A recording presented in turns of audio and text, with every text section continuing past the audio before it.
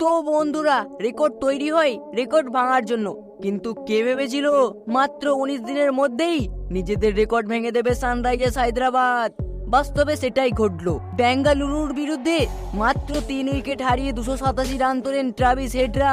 এবার কি তাহলে 300 রানের লক্ষ্য? সেই রকমই ইঙ্গিত দিচ্ছেন অস্ট্রেলিয়ান বিধ্বংসী ওপেনার ট্রাভিস হেড। চলতি আইপিএলে মুম্বাইয়ের বিরুদ্ধে 277 রান তুলেছিলেন সানরাইজার্স হায়দ্রাবাদ। হেনরিচ ক্লাসান ও অভিষেক শর্মারা ভয়ানকভাবে মেরেছিলেন মুম্বাই বোলারদের। এটাই ছিল আইপিএল এর সর্বোচ্চ রেকর্ড।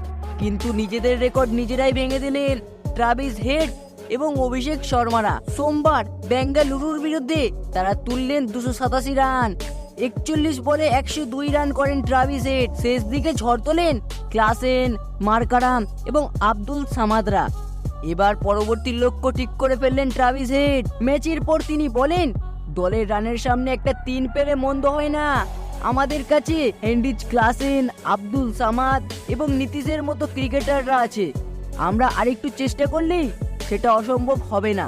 তবে সব সময় বড় রান তোলা সহজ নয়, তাই আমরা প্রতি ম্যাচে ধরে এগোতে চাই। তো বন্ধুরা, এই যে ট্রাভিস হেড বললেন তাদের পরবর্তী লক্ষ্য রয়েছে 300 রানের। এই 300 রানের লক্ষ্য কি তারা পূরণ করতে পারবে? আপনার কি মনে হয় তা কমেন্ট বক্সে অবশ্যই লিখে জানাবেন। সত্যি কথা বলতে আমার মনে হয় তারা পারবে এই লক্ষ্যটি পূরণ করতে, কেননা তাদের কাছে রয়েছে এই সমস্ত বিধ্বংসী ব্যাটসম্যানরা। তারা হয়তো চাইলেই তাদের লক্ষ্যটি পূরণ করতে পারবেন 300 রানের। তো বন্ধুরা, যদি ভিডিওটি একটু ভালো লেগে থাকে অবশ্যই একটি লাইক করে দেবেন এবং চ্যানেলে নতুন হলে চ্যানেলটি সাবস্ক্রাইব করে পাশে থাকবেন।